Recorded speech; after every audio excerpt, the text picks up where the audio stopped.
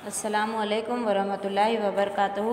आज हम यहाँ पर स्टैंडर्ड 11 में पार्ट 6 में दाखला नंबर 8 करने जा रहे हैं। बैंक सिलकमेट का ये जो दाखला है उसके अंदर थोड़ा कोष्टक के ऊपर से हमको एंट्री करनी है। ये दाखला दूसरे दाखलों से थोड़ा सा अलग है क्योंकि रकम अलग है। ठीक है, तो अब यहाँ पर हमको रोकड़ में मुझे बैंक ओवरड्राफ्ट दिया हुआ है यानी जमा बाकी दी हुई है। हमको यहाँ पर तारीख दी हुई है 31/2015, 31 दिसंबर 2015 के रोज़ बैंक सिलकमेट बनाया गया है। तब हम यहाँ पर देखेंगे 31 दिसंबर से पहले इस महीने के सारे चेक जमा हो जाने चाहिए या तो फिर माइनस हो जाने चाहिए। जैसे कि भरे हुए चेक है तो जमा हो जाने चाहिए, लिखे हुए चेक है तो माइनस हो जाने चाहिए। अगर ऐसा नहीं हुआ, 31 दिसंबर से पहले चेक जमा नहीं हुए तो उसकी एंट्री हम यहाँ पर करेंगे। 15 तारीख को चेक जो भरा था वो 18 को जमा हो गया, इसकी एंट्री नहीं करेंगे। 17 तारीख को जो चेक जमा हुआ भरा था वो 17 को ही जमा हो गया, इसकी भी एंट्री नहीं करेंगे। 27 को जो चेक भरा था वो 1 तारीख को जमा हुआ, 1 जनवरी। 31 दिसंबर तक ये चेक जमा नहीं हुआ था, हम इसकी एंट्री करेंगे। 30/12 ये 2 तारीख को जमा हुआ था तो इसकी भी एंट्री हम करेंगे। 31 दिसंबर से पहले जो जमा हो गए उसकी एंट्री नहीं करेंगे। अब यहाँ पर लिखा हुआ चेक है, ठीक है, यहाँ पर लिखा हुआ चेक में 26 तारीख से 28 को जमा हो गया, माइनस हो गया, इसकी एंट्री नहीं करेंगे। 28 ये 1 तारीख को माइनस हुआ, इसकी एंट्री करेंगे। 29 से 31 तारीख को माइनस हो गया, इसकी एंट्री नहीं करेंगे। 31 तारीख को दिया है तो 2 तारीख को माइनस हुआ है तो इसकी भी एंट्री करेंगे। अब यहाँ पर हमने बैंक सिलकमेट की कॉलम मैंने बना दी है, एक के बाद एक अब हम यहाँ पर एंट्री करते जाएंगे। सबसे पहले लिखेंगे रोकड़ में मुजब, ये हमारी है विगत,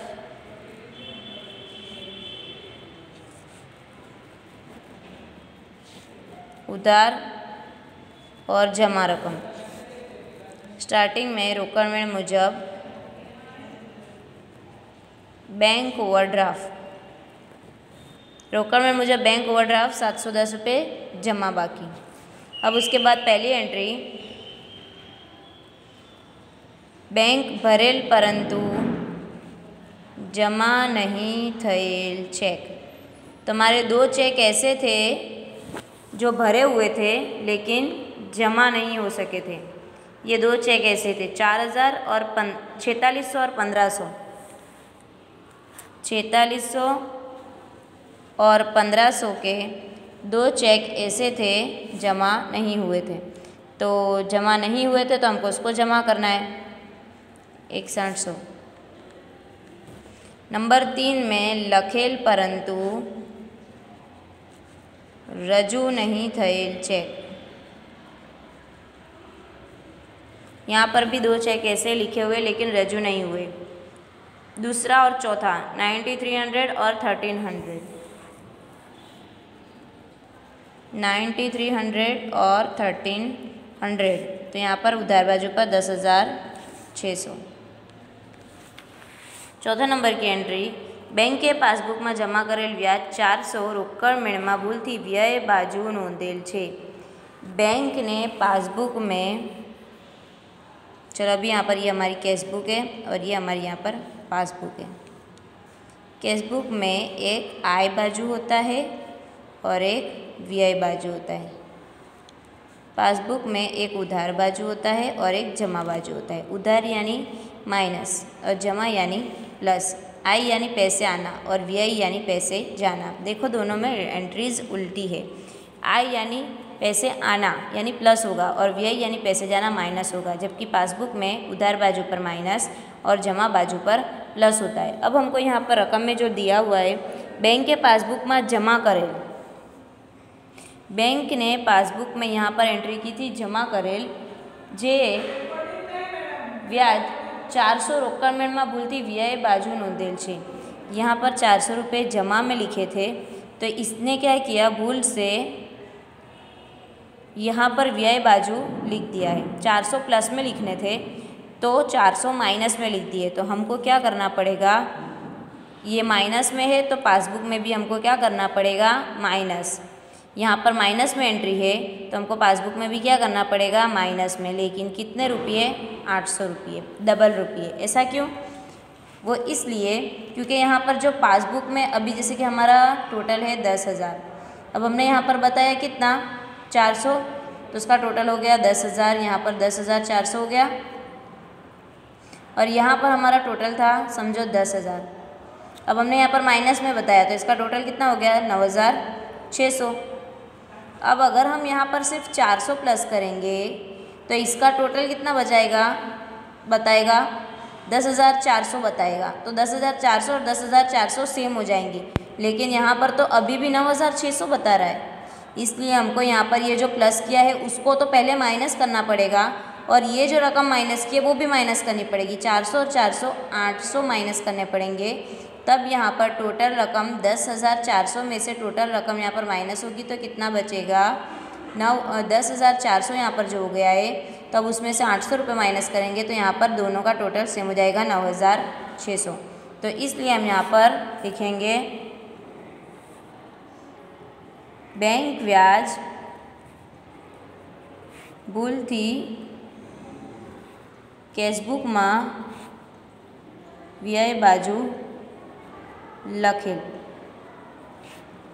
800। अब आगे की एंट्री करेंगे। प्रियल वती बेंके डिविडंडना 360 वसूल कर्या छे, जेनी नोंध रोकड़मेंटमां करवानी बाकी छे। बैंक ने वसूल किए हैं यानी बैंक में प्लस हुए हैं, तो हमको क्या करना है माइनस। बैंक के डिविडंडना वसूल कर्या,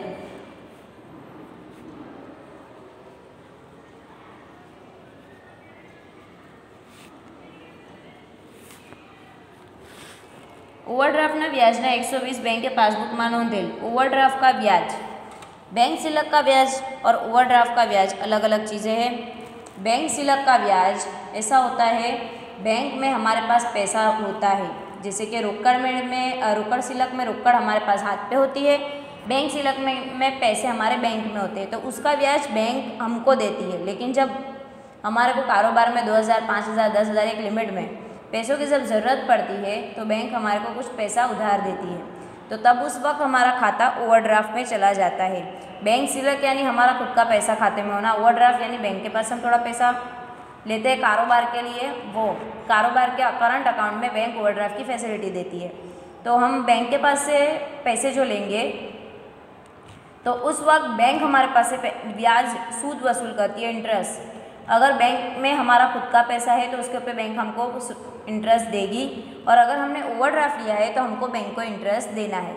सिलक में बैंक हमको ब्याज देती है, ओवरड्राफ्ट में हमको बैंक को ब्याज देना पड़ता है। तो यहाँ पर ओवरड्राफ्ट ने ब्याज ने 120 बैंक के पासबुक में नोंधेल, यानी ओवरड्राफ्ट का ब्याज बैंक हमारे पास से लेगी, हमारा खाता माइनस हो जाएगा, हमारे पास से लेगी तो हमारा खाता माइनस उधार हो जाएगा। तो हमको यहाँ पर व्यवहार उधार बाजू पर एंट्री है, तो हमको यहाँ पर जमा बाजू पर एंट्री करनी है। BOD नो व्याज पासबुक में नोंधेल कितने 120।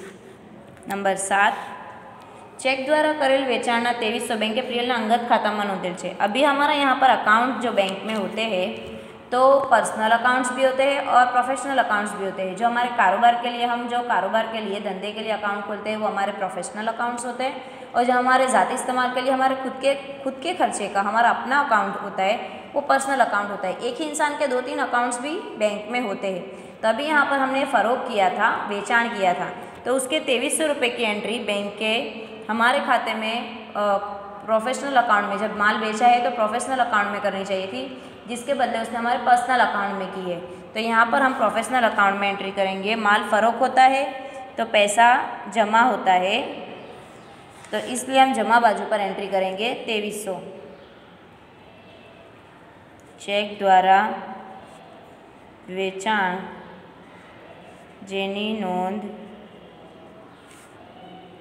अंगत खाता में थयेल 2300। अब इसके बाद प्रियल ने विनंती थी बैंक के उधारेल बैंक चार्जेस 380 जता करेल छे, जेनी नोंध रोकड़ में थयेल नथी। प्रियल ने रिक्वेस्ट की है बैंक ने बैंक चार्जेस वसूल किया था 380 रुपये। बैंक ने 380 रुपये बैंक चार्जेस वसूल करने के लिए हमारा खाता उधार किया था। तो उसके एंट्री हमने रिक्वायरमेंट में कर दी थी। यहाँ पर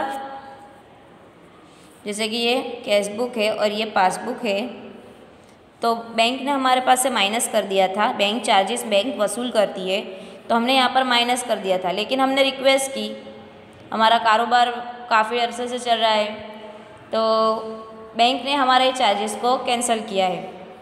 रिक्वेस्ट करने पर रिक्वेस्ट ऐसे हाथ जोड़ के पैर जोड़ के नहीं होती है, रिक्वेस्ट ऐसे फॉर्म में लिखी जाती है। रिक्वेस्ट पेपर फॉर्म में लिखा जाता है, रिटर्न में होता है। अब यहाँ पर रिक्वेस्ट किए तो ये पैसा यहाँ पर कैंसिल कर दिया, मतलब ये माइनस कैंसिल कर दिया, लेकिन यहाँ पर माइनस बता रहा है, तो हमको यहाँ पर भी इसको माइनस में बताना पड़ेगा वापस से। बैंक के बैंक चार्जेस जता करेल। अब यहाँ पर नंबर 9, લખેલ ચેકમાં સહી કરવાનું ભૂલાઈ ગયેલ હોવાથી બેંકે 2000નો ચેક પરત આપેલ છે। લખેલ ચેક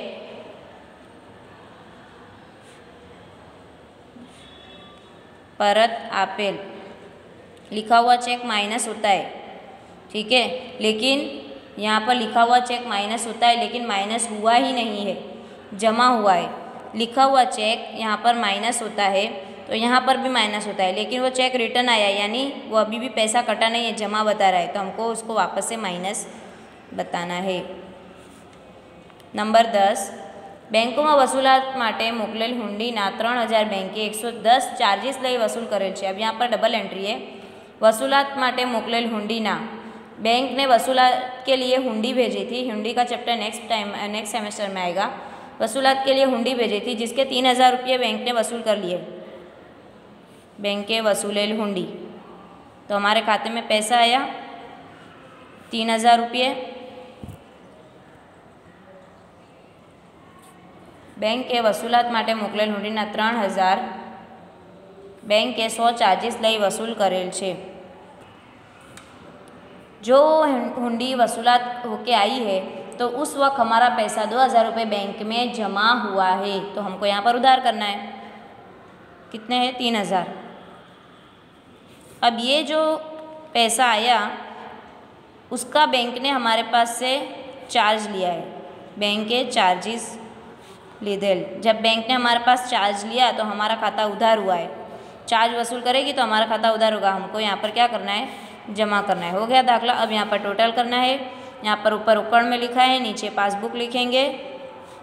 पासबुक मुजब अब वो आपको देखना है। यहाँ पर होगा तो बैंक ओवरड्राफ्ट और यहाँ पर होगा तो बैंक सिलक।